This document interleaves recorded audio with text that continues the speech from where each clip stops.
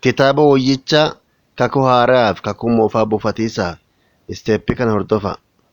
Warri duraan appii yuuvershinii qaddan tuqaati bana. Achiin duuba fuulli ku isinii banamaa iddoo baayibil jettu tana tuqa. Akkanatti kitaabota keessaa tokko yookiin iddoo duraan dubbisaa turte sii baasa. Fakkeenyaaf kiyya amma Ibroota naa baasa jechuu. Itti aansi as koottu yookiin ammoo addee gujii jettu tana tuqi. Fuulli kun siif hin banama. Amma kiyyaa an daawunloodi waan godhadheeruu fi kitaaba wayyicha iddoon jedhu kun mallattoon daawunloodii irratti hin mul'atu. Kun maaf ta'e seetan jalqabaayyuu daawunloodid waan jedhuuf jechuudha. Buufadheera.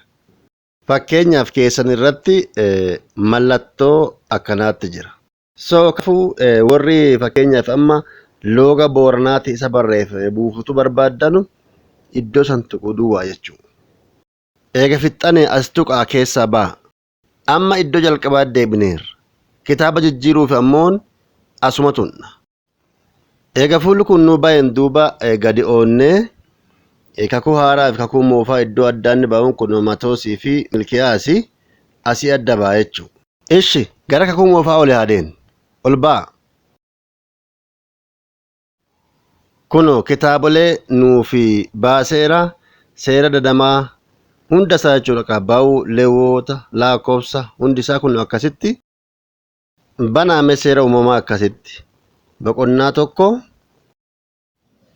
Laakobsa tokko. Haa dubbinyu waaqi jalqaba ol gubbaa fi lafa dade latti akka hin qadduuyyu duwwaalle dukkanti qilee abbaayaa irra jirtiyyu ayyaanni waaqaalle bisaa irra kana fakkaata.